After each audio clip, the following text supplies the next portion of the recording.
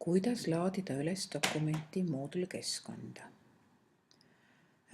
Kui sa oled nüüd ära kommenteerinud oma õpilase töö ja soovid seda tagasi saata või edastada oma õpilasele, siis on seda mugav teha nii, et sa laed selle moodulkeskkonda ülesse.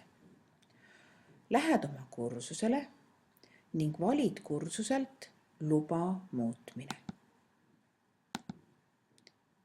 Nii tekib sul võimalus lisada vahendeid.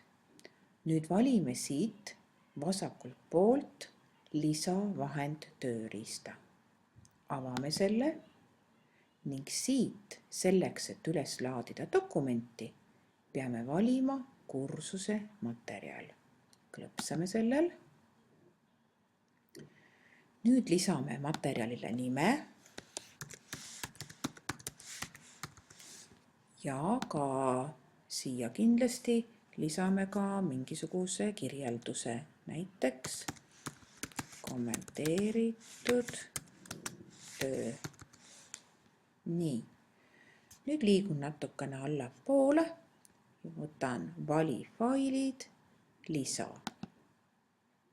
Nii, ja nüüd laeme selle faili, mis on juba arvutisse salvestatud ülesse. Valime lae fail.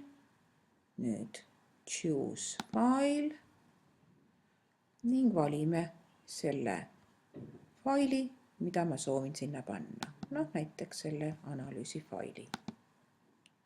Nii, ja nüüd annan käsu, laadi üles see fail. Nüüd on näha, et siia on tekkinud faili nimi, mis mul on siin küsimuste analüüs. Nüüd lähen kõige alla. Nii, kontrollin, et ta on ikka õppijatele nähtav. Panen siin näita, et õppijad seda ikka näevad. Ja salvestan ning lähen tagasi kursusele. Nii, ja siit on nüüd näha, et ma olen lisanud faili uurimistöö. Kui ma panen keela muutmine, siis see fail on siin nädala peal näha ning õpilane saab siia klõpsates selle faili endale arvutisse laadida ning lugeda õpetaja kommentaare.